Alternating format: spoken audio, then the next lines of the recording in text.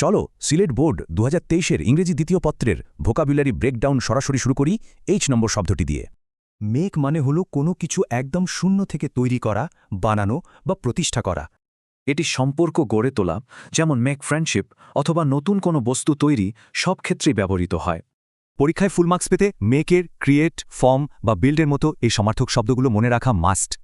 এরপরের শব্দটি হল আননোন, একদম সহজ ভাষায় এমন কেউ বা এমন কিছু যা একদমই পরিচিত নয়।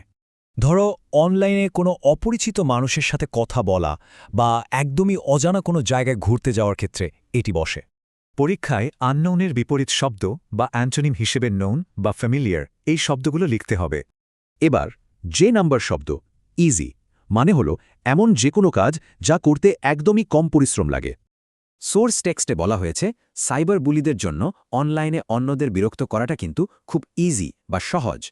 আর ইজিয়ের ঠিক বিপরীত শব্দ বা অ্যান্টোনিম হিসেবে ডিফিকাল্ট বা হার্ডের মতো শব্দগুলো একদম পারফেক্ট। কে নম্বর শব্দটি হল থ্রাইভ। এর মানে খুব ভালোভাবে বেড়ে ওঠা বা ব্যাপকভাবে সফল হওয়া। নির্দিষ্ট পরিবেশে সাইবার বুলিংয়ের মতো খারাপ আচরণ কিভাবে দ্রুত বাড়ে সেটা বোঝাতে এখানে থ্রাইভ ব্যবহৃত হয়েছে। থ্রাইভ শব্দটির সাথে পুরোপুরি মিলে যায় এমন বেস্ট সমার্থক শব্দ বা সিনোনিম হল ফ্লরিশ বা প্রসপার। এল শব্দটি হল হারাস। এর মানে কাউকে বারবার বিরক্ত করা বা মানসিকভাবে খুব কষ্ট দেয়া। সামনাসামনি উত্ত্যক্ত করা বা অনলাইনে ক্রমাগত খারাপ মেসেজ পাঠানো, এই ভয়ঙ্কর কাজগুলো বোঝাতেই হারাস ব্যবহৃত হয়। বোর্ড পরীক্ষায় ভালো করতে টর্মেন্ট বা বুলির মতো এই নির্দিষ্ট সিনোনিমগুলো একদম ঠোঁটস্থ রাখা জরুরি। এরপরের শব্দ টিনএজার। 13 থেকে 19 বছর বয়সী যে কোনো ছেলে বা মেয়েকেই মূলত টিনএজার বলা হয়। মূলত হাইস্কুল শিক্ষার্থী বা যৌবনে পা রাখা এই তরুণীদের দৈনন্দিন অভিজ্ঞতা বোঝাতেই শব্দটি বেশি ব্যবহৃত হয়। সঠিক উত্তরের জন্য অ্যাডাল্ট বা গ্রোন আপের মতো এই অ্যান্টোনিম বা বিপরীত শব্দগুলো ব্যবহার করতে হবে। একদম শেষ শব্দ এন হল স্পেন্ড।